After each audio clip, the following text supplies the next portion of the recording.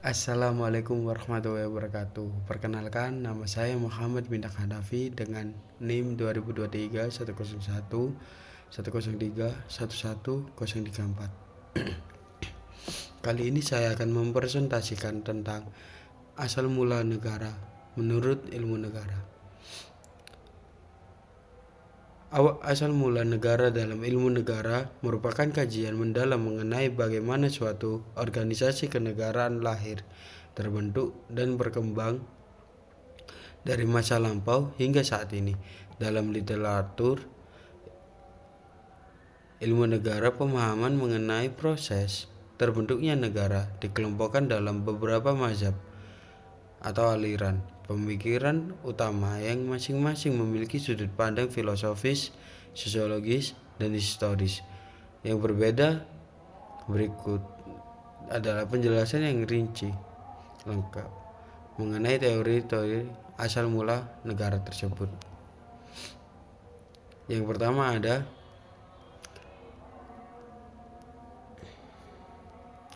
teori teoritis atau teori ketuhanan.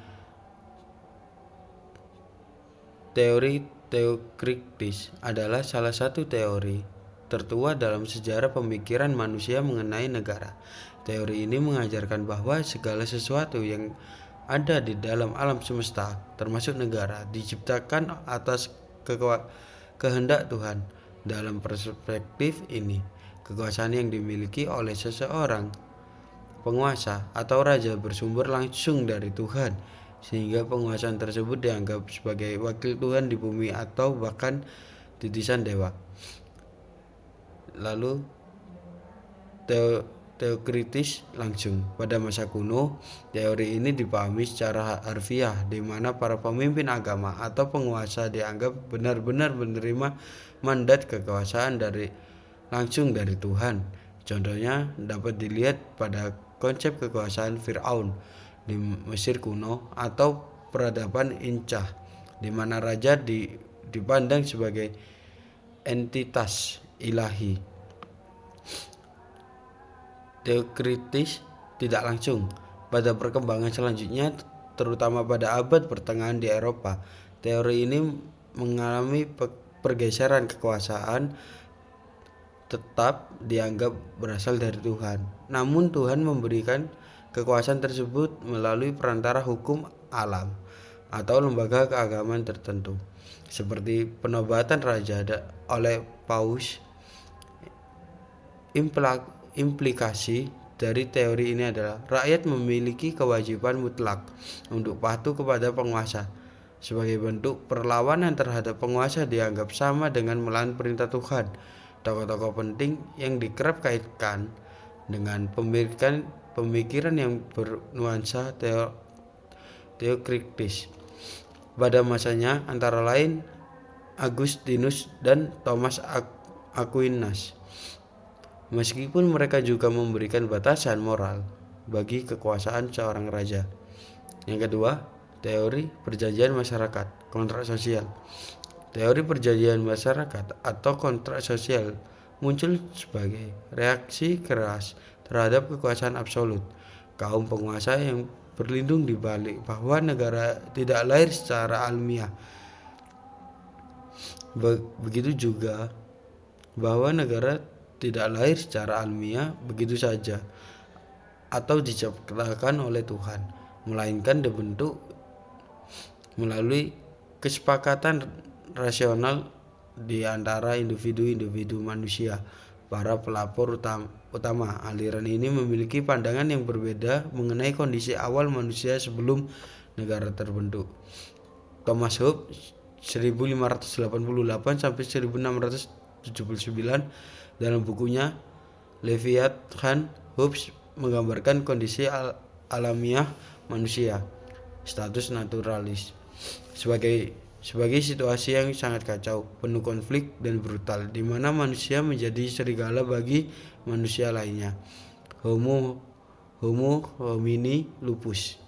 Karena diliputi rasa takut yang luar biasa akan kematian, manusia kemudian mengadakan suatu perjanjian bersama, pactum subjectionis, untuk menyerahkan seluruh hak dan kekuasaan mereka kepada seorang penguasa mutlak yang disebut sebagai Leviathan. Sebagai imbalannya, penguasa tersebut akan menjamin ketertiban dan keselamatan hidup mereka. Lalu ada John Locke pada tahun 1632 sampai 1704.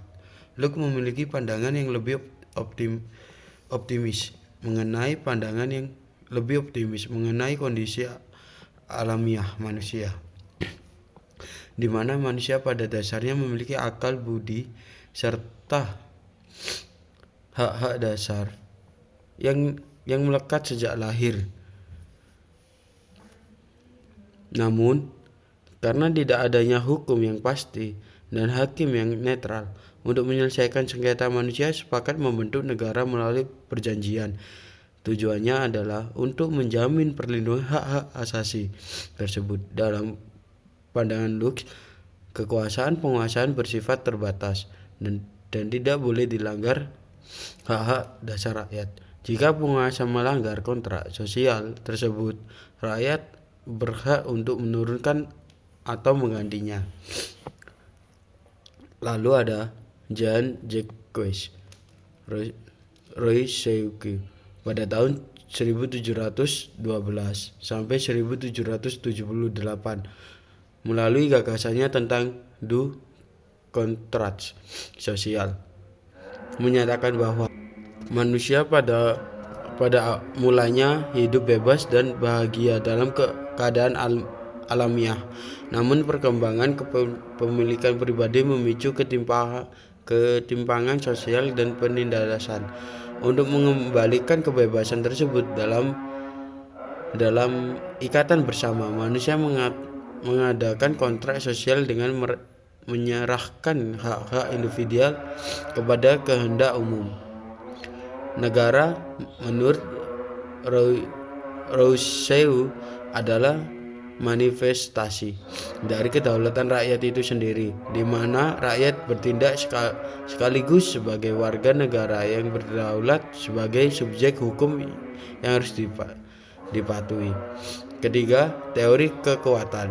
Teori kekuatan memandang bahwa negara terbentuk bukan karena adanya perjanjian suci atau kesepakatan sukarela, melainkan sebagai akibat dari dominasi kelompok yang kuat menaklukkan kelompok yang lemah dalam proses perjuangan hidup antara manusia. Pihak yang memiliki keunggulan fisik, persenjataan, atau sumber daya ekonomi berhasil menguasai kelompok lain. Kelompok yang menang kemudian melambangkan kekuasaan tersebut dalam bentuk suatu organisasi pemerintahan guna mengatur, mengeksploitasi, dan mengendalikan kelompok yang dikalahkan. Tokoh-tokoh yang mewakili aliran ini antara lain Oppenheimer, Karl Marx dalam perspektif materialis historis yang melihat negara sebagai alat kaum bourgeois untuk menindas kaum proletar. Serta teori ini adalah bahwa barang siapa yang memiliki kekuatan paling besar, dialah yang akan memegang kekuasaan dan membentuk negara. Keempat, teori historis menolak anggapan bahwa negara ciptaan secara sengaja melalui suatu kontrak atau diciptakan ketika oleh kekuatan fisik. Sebaliknya, teori ini berpendapat bahwa negara tumbuh secara bertahap dan evolusioner, sering dengan perkembangan sejarah. Kemudian masyarakat manusia. Proses pertumbuhan negara ini biasanya dimulai dari unit sosial paling kecil dan sederhana, yaitu keluarga. Ini kemudian berkembang biak dan bergabung membentuk kelompok kekerabatan atau klan, yang selanjutnya bersatu menjadi suatu suku. Seiring dengan bertambahnya jumlah penduduk, kompleksitas kebutuhan ekonomi, serta munculnya pembagian kerja dan sertifikasi sosial, kebutuhan akan suatu lembaga pengaturan yang bersifat teritorial dan permanen semakin mendesak. Dari proses perkembangan sosial yang panjang, inilah akhirnya terbentuk sebuah lembaga yang disebut negara. Tokoh utama yang mengembangkan teori ini adalah Max Weber dan Paul Leben. Yang kelima, teori organis. Memandang negara bukan sebagai institusi buatan manusia yang kaku, melainkan sebagai organisme hidup yang bernyawa mirip dengan makhluk hidup biologis atau tumbuh-tumbuhan. Negara memiliki bagian-bagian yang saling bergantung satu sama lain secara fungsional. Dalam teori ini, kepala negara atau organ-organ pemerintahan dianalogikan sebagai otak atau pusat saraf yang mengatur seluruh sistem. Sementara warga negara atau kelompok masyarakat dianalogikan sebagai sel-sel atau jaringan tubuh yang menopang kehidupan organisme tersebut. Sebagaimana makhluk-makhluk hidup, negara mengalami fase lahir, tumbuh, berkembang, mencapai puncak kejayaan, mengalami sakit, hingga akhirnya mati ataupun runtuh. Tokoh-tokoh yang menganut pandangan ini antara lain Blumenstiel dan Johannes von Chris. Keenam, teori pasif hukum yuridis. Teori positif hukum atau mazhab yuridis melihat asal mula negara dari sudut pandang hukum positif. Penganut teori ini berpendapat bahwa negara baru benar-benar ada dan sah secara hukum apabila telah memenuhi unsur-unsur yuridis tertentu berdasarkan kaidah hukum yang berlaku.